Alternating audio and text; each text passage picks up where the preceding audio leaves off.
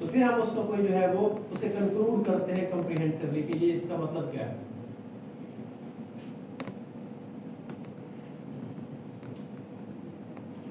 Sir हमें यही question पूछने हैं सर, आपने तो इतने सारे क्वेश्चन सारे हमारे ही बनाए हैं।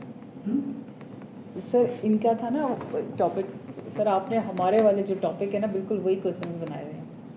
नहीं, इनके टॉपिक के भी वही क्वेश्चन, यही यही क्वेश्चन क्वेश्चन अप्लाई होते हैं। अच्छा, उसको बोथ कैटेगराइज पे। करना है। अच्छा, यहाँ पर मैंने कैटेगराइज किए क्योंकि यहाँ पर तो जो टॉपिक होता है उसके अंदर वैसे 3 जो है वो यस सर कैटेगरीज थी, जी। एनवायरमेंटल की थी, सोशल की थी या गवर्नेंस की थी। तो हम जब आमतौर के ऊपर करते हैं, जैसे मैं आपको एग्जांपल देता हूँ, मेरा पीएचडी का टॉपिक था कि determinants of financial derivative usages in SMEs या मीडियम साइज फर्म्स के अंदर। अब वो फिर बाद में मैंने उनको कैटेगराइज किया कि उसमें कुछ फैक्टर ऐसे हैं जो फाइनेंशियल है और कुछ फैक्टर जो है वो नॉन फाइनेंशियल है। कुछ जो है वो एसएमईज के ऊपर अप्लाई होते हैं और कुछ जो है वो मीडियम स्मॉल साइज या माइक्रो कंपनीज के ऊपर अप्लाई होते हैं, कुछ जो है वो मीडियम साइज कंपनी का। अब ये मैंने क्या किया, कैटेगराइजेशन कर दिया। उससे ये होगा कि जो रीडर उसे पता चलेगा कि इसने एक जनरल आउटकम नहीं दी बल्कि इसने और भी स्पेसिफिक कर दिया। इसने फाइनेंशियल डेरिवेटिव को यूज माइक्रो फर्म के ऊपर भी देखा, मीडियम फर्म के ऊपर भी देखा, फिर इसमें जो इसके यूजेज के लिए फाइनेंशियल एस्पेक्ट भी देखा और नॉन फाइनेंशियल एस्पेक्ट भी देखा। किसी ने कहा कि मैं लिक्विडिटी के लिए यूज करता हूं फाइनेंशियल डेरिवेटिव्स, यानी फॉरवर्ड या फ्यूचर के जो कॉन्ट्रैक्ट्स करता हूं बेस्ड ऑन कि मेरे पास इस वक्त पैसे नहीं है कंपनी के अंदर, तो मैं फ्यूचर में क्या कर देता हूं, तो फ्यूचर का कॉन्ट्रैक्ट लॉक कर देता हूं ताकि प्राइस जो है वो कंट्रोल हो जाए, मुझे बाद में ज्यादा महंगी चीज बाय ना करनी पड़े। इस वक्त मेरे पास पैसे नहीं है, वरना मैं लेके तो बाय करके तो स्टोर कर लेता। अब मैंने उसका फॉरवर्ड कॉन्ट्रैक्ट कर लिया या फ्यूचर कॉन्ट्रैक्ट कर लिया,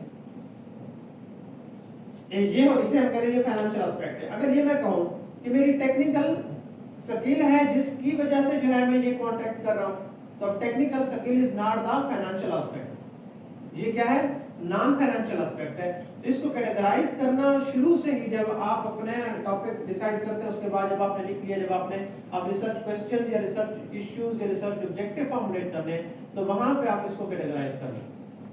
जैसे भी आपको मैंने एग्जांपल दे दी कि पहले जो है वो आपने जनरल क्वेश्चन बनाया उसका या जनरल रिसर्च इशू बनाया, फिर उसके 2 सब रिसर्च इश्यूज बना दिए।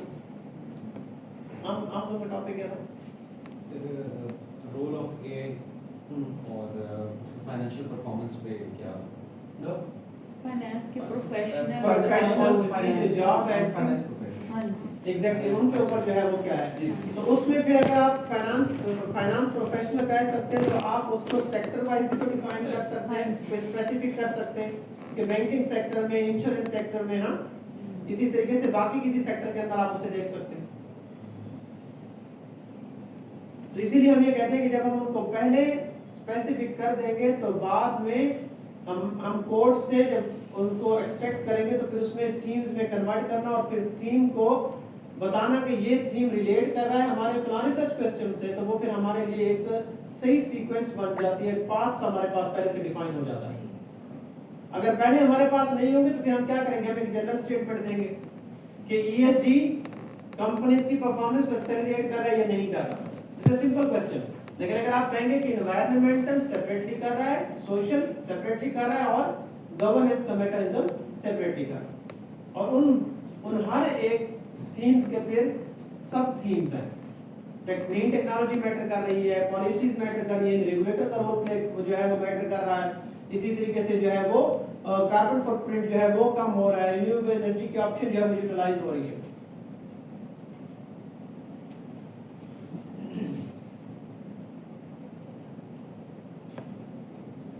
मुझे याद पड़ता है थोड़ा सा कि ट्रांसक्रिप्शन जो है वो हमने डिस्कस की थी, मे भी आप लोग कुछ अगर आप लोगों ने नोट डाउन किया।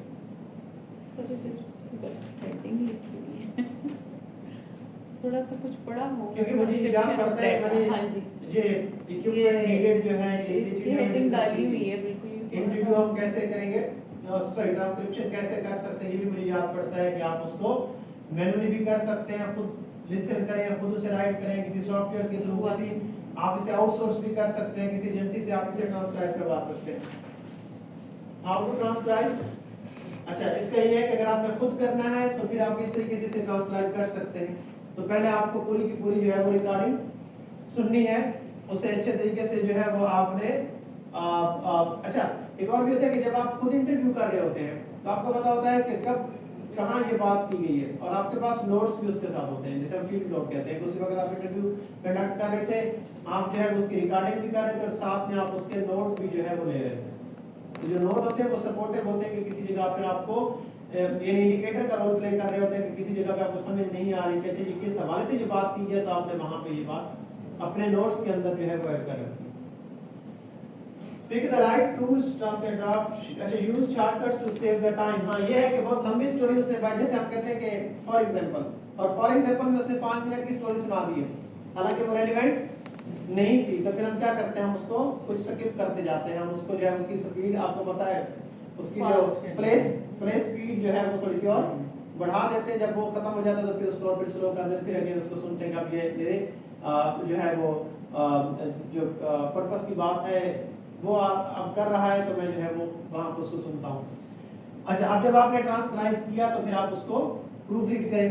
Find and replace the place order text. अब आप उसमें देखिए कि एक्चुअल में कौन कौन से ऐसे हैं जो पहले से मेरे पास जिस सीक्वेंस के साथ अभी जो मैंने आपको इंटरव्यू प्रोटोकॉल की सीक्वेंस बताई है, तो उसके अंदर जो है वो जो चीजें आ रही है रूटीन के अंदर, तो इन्वायरमेंटल से रिलेटेड तो वहां पर खत्म होगी। उसके बाद जो है वो सोशल की एक्टिविटीज शुरू होगी, तो उसमें सोशल के अंदर ग्रीन टेक्नोलॉजी की चीज यूज हो रही है, तो वो मेरे किसी काम की नहीं है। Format the transcription. अब 2-3 तरीके से है। एक तरीका तो ये है कि आपने एक इंटरव्यू का जस्ट नाम लिखा और सारी की सारी ट्रांसक्रिप्शन बगैर किसी क्वेश्चन को इंटरप्रेट करके आपने कर दी। दूसरा ये है कि आपने हर एक क्वेश्चन, सब क्वेश्चन और प्रूविंग क्वेश्चन भी इंटरप्रेट करने हैं। ये टाइम टेकिंग एक्टिविटी है कि आपने एक क्वेश्चन किया और उसी क्वेश्चन को भी आपने लिखा, और देन उसके बाद जितनी भी डिबेट हुई उस डिबेट के साथ हर एक प्रूविंग क्वेश्चन भी लिखा, एंड देन उस प्रूविंग क्वेश्चन का आंसर भी आपने लिखा है। ये डिटेल्ड है, लेकिन ये आपको रियलिटी की फाइंडिंग्स जो है वो रियलिटी के बहुत करीब लेके जाएंगे। क्योंकि अगर आप एक फुल इंटरव्यू को उसकी एक ही ट्रांसक्रिप्शन करते हैं विदाउट सेग्रीगेटिंग द क्वेश्चंस, ये एनवायरमेंटल से रिलेटेड था, ये सोशल से रिलेटेड था, ये गवर्नेंस से रिलेटेड था, और फिर हर एक क्वेश्चन, हर एक थीम के रिसर्च क्वेश्चन के 5-6 सब क्वेश्चन से जो आपने एक्चुअल में इंटरव्यू से पूछे, अगर आप नहीं करेंगे तो फिर आपको थोड़ी सी दिक्कत होती है। हो सकता है कि आप कहीं ना कहीं ओवरलैपिंग कर रहे हो, चीजों को मिक्स कर रहे हो और आपको समझ भी ना आ रही हो। लेकिन वो टाइम टेकिंग है कि आप हर क्वेश्चन और प्रूविंग क्वेश्चन भी अपनी ट्रांसक्रिप्शन के अंदर डाल रहे हैं, तो फिर आपके लिए वो प्रोसेस लेंथी हो जाएगा, लेकिन आपके बहुत रियल पिक्चर आपको नजर आएगी, कंफ्यूजन नहीं होगी, ओवरलैपिंग भी नहीं होगी। ओके, ये देखिए ये कन्वेंशन मुझे याद पड़ते हैं कि ये भी मैंने आप लोगों को बताया था, अगर किसी को याद हो तो, कि हम ट्रांसक्रिप्शन के अंदर ये चीजें इनकॉर्पोरेट करते हैं, जिससे हमें पता चलता है कि एक्चुअल में यहाँ पर इसने क्या किया है। कहीं पे वो खामोश हो गया, कहीं पे वो आइमैश करने लग गया, कहीं पे जो है वो इम्प्लाइड जो है वो कोई चीज उसने जो है वो बोली है, ठीक है। तो उसके लिए जो है वो आप अपने ट्रांसक्रिप्शन के अंदर वो यूज कर सकते हैं। जब ट्रांसक्रिप्शन के अंदर ये यूज करेंगे और फिर मैनुअली आप उसको कोड उसमें से निकाल रहे होंगे, तो आपको पता चल रहा होगा कि ये आपने किस लिए यूज किया है।